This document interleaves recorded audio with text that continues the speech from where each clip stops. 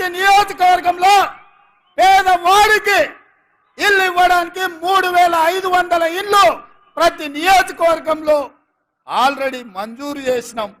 పేదలకు ఇల్లు ఇవ్వబోతున్నాం. రైతు భరోసా పథకం కింద ప్రతి పేదవాడికి 1 ఎకరం 2 ఎకరాలు 3 ఎకరాలు 4 ఎకరాలు 5 ఎకరాల పైన ఉండే వాళ్లకు వరుసగా ఖాతాలలో వాళ్లకు రైతు భరోసా పథకం నిధులు వేసినాం. ప్రభుత్వ ఉద్యోగులకు, కాంట్రాక్ట్ ఉద్యోగులకు, అవుట్సోర్సింగ్ ఉద్యోగులకు జీతం ఎప్పుడు వస్తుందో తెలియదు, ఇల్లు ఎట్లా గడవాలనో తోయదు. అట్లాంటి పరిస్థితిలో ప్రతి నెల 1వ తారీఖు నాడు ప్రభుత్వ ఉద్యోగులకు, పెన్షన్దారులకు 1వ తారీఖు నాడు జీత భత్యాలు ఇచ్చి వాళ్ళు కూడా మన వాళ్ళే, మన కుటుంబ సభ్యులే అని చెప్పి ఇవాళ వాళ్ళు జీత భత్యాలు ఇచ్చినాం. మహాలక్ష్మి గ్రూపులు ఎక్కడికి పోయినా మా ఆడబిడ్డల్ని కలిసి సంఘాలను బలోపేతం చేయడానికని బ్యాంకు లింకేజ్ ద్వారా వాళ్ళకు నిధులు ఇచ్చే ప్రయత్నం చేస్తున్నాం. అందుకే ఇవాళ మిత్రులారా నేను అడుగుతున్నా, రేపటికి 90 రోజులు 3 నెలలు, 3 నెలల్లో 30,000 ఉద్యోగాలు ఇచ్చి నిరుద్యోగ యువకుల్ని ఆదుకొని లక్షలాది మంది నిరుద్యోగ యువకులకు విశ్వాసాన్ని మేము కల్పించినాం. డిఎస్సి నోటిఫికేషన్ 11,000 పైచీలకు ఉద్యోగ అవకాశాలు ఇచ్చినాం. తండాలలో, గూడాలలో, మారుమూల పల్లెల్లో పేదలకు విద్యను అందించడానికి, పాఠశాలలు తెరవడానికి, టీచర్ల నియామకానికి తెరలేపినాం. గ్రూప్ 1 పబ్లిక్ సర్వీస్ కమిషన్ ద్వారా 563 ఉద్యోగాలకు నోటిఫికేషన్లు ఇచ్చినాం. ఒక్కొక్కటిగా కేసీఆర్ చిక్కుముల్లేసి కాకి లెక్కలు చెప్పి తెలంగాణను సర్వనాశనం చేస్తే 10 ఏళ్లలో 100 ఏళ్లకు సరిపోయే విధ్వంసం సృష్టిస్తే ఒక్కటిగా శకలాల నుంచి తెలంగాణను బయటికి తెచ్చే ప్రయత్నం చేస్తున్నాం. మిత్రులారా, ఇవాళకి 89 రోజులైంది. నేను అడుగుతున్న, ఒక్క రోజైనా, ఒక్క గంట అయినా నేను ఎప్పుడన్నా సెలవు తీసుకున్నానా? నా మంత్రులు ఎప్పుడైనా అందుబాటులో లేరా? మీకోసమే కదా సచివాలయంలో వచ్చి కూర్చుంటుంది. ఇవాళ వేలాది మంది సచివాలయానికి వచ్చి కాగితాలు ఇచ్చిపోతున్నారు కదా. ఇవాళ జ్యోతిరావు పూలే ప్రజాభవన్లో ప్రతి అధికారి అక్కడ కూర్చొని ప్రజలు ఇచ్చే వినతి పత్రాలు చూస్తున్నాం కదా. ఎప్పుడైనా సెలవు తీసుకున్నానా మిత్రులారా? ఎప్పుడైనా అలసిపోయినట్టుగా అనిపించినా, నా కష్టం వచ్చినా, కాలును వచ్చినా అదిమి పెట్టుకొని ఓపికగా ప్రజలు విశ్వాసంతో, నమ్మకంతో ఒక గొప్ప బాధ్యత తెలంగాణ రాష్ట్ర ముఖ్యమంత్రికి ఇచ్చినారు, దాని బాధ్యతతో నిర్వహించాలని చెప్పి నేను ప్రయత్నం చేస్తున్నా కదా మిత్రులారా. ఎవరికైనా ఎప్పుడైనా ఏమైనా అన్యాయం ఏం చేసినామా? ఇవాళ ఎందుకు 3 నెలలు 6 నెలలు ఈ ప్రభుత్వాన్ని పడగొడతామని ఇక్కడ కేడీ అంటుండు, అక్కడ మోడీ అంటుండు. మీరు ఒక్కసారి ఆలోచన చేయండి. ఏమిటి దుర్మార్గం అని నేను అడుగుతున్నా.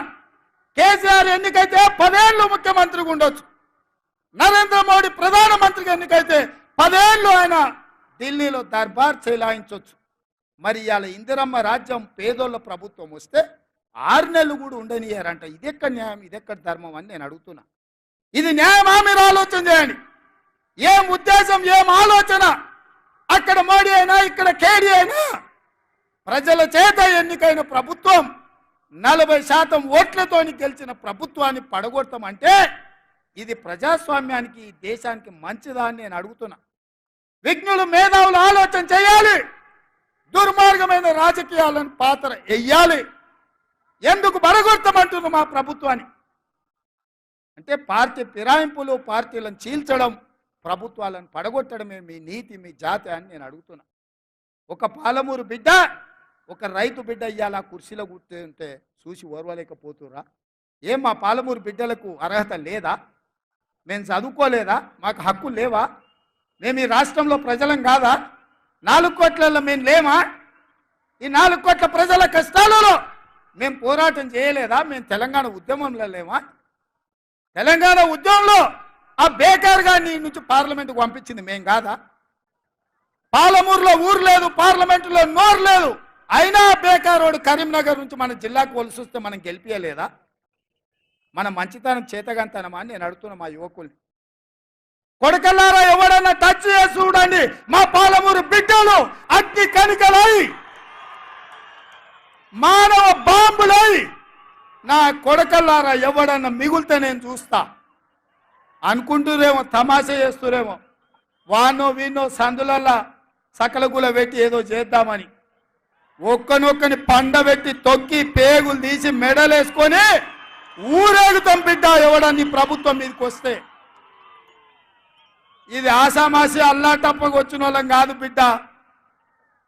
నల్లమల అడవి నుంచి తొక్కుకుంటా ప్రగతి భవన్లో ఉన్న నిన్ను కంచెలు బద్దలు కొట్టి బజార్లకు ఈడ్చిన బిడ్డను బిడ్డ. ఇక్కడి నుంచి వచ్చినోని తట్ట పని, పార పని, మట్టు పని, ముంబాయి, దుబాయ్ వలసలు పోవడే కాదు బిడ్డ.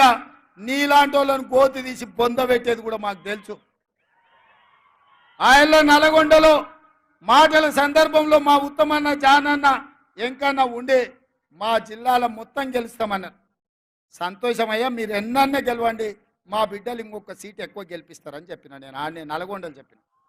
ఇవాళ మా ఎంకన్నోళ్ళు 11 గెలిస్తే మా బిడ్డలు 12 గెలిపించిరా. మళ్ళీ మా ఎంకన్న ఇవాళ అంటనే ఉండి పక్కల నుంచి, మా నల్గొండ భువనగిరి మేము అల్క గెలుతామే, మరి నీ సంగతి ఏందని.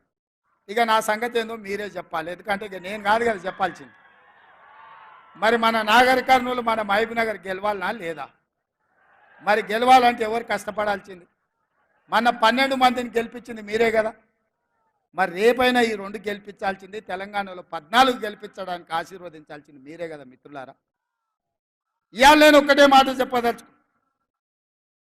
94 నుంచి 2004 వరకు తెలుగుదేశం పార్టీ అధికారంలో ఉంది.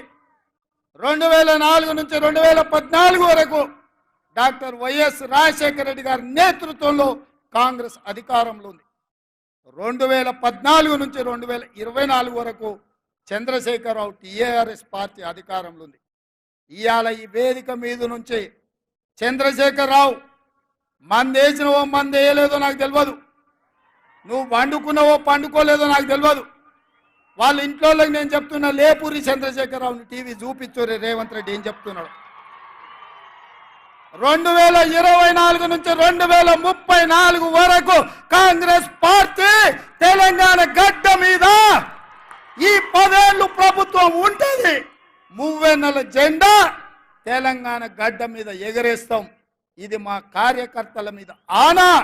పాలమూరు బిడ్డగా నేను మాటిస్తున్నా. 10 ఏళ్ళు తెలుగుదేశం, 10 ఏళ్ళు కాంగ్రెస్, 10 ఏళ్ళు బీఆర్ఎస్, మళ్ళా 10 ఏళ్ళు పాలమూరు బిడ్డగా చెప్తున్న కాంగ్రెస్ ప్రభుత్వం. ఇందిరమ్మ రాజ్యం ఉంటుంది. దళితులకు, గిరిజనులకు, బడుగులకు, బలైన వర్గాలకు, ఆదివాసీలకు, మైనారిటీలకు, మహిళలకు, నిరుద్యోగ యువకులకు, ఉద్యమకారులకు, అమరవీరుల కుటుంబాలను ఆదుకొని బాగు చేసే బాధ్యత నాది. పాలమూరులో ప్రతి ఎకరాకు నీళ్ళిచ్చే బాధ్యత నాది.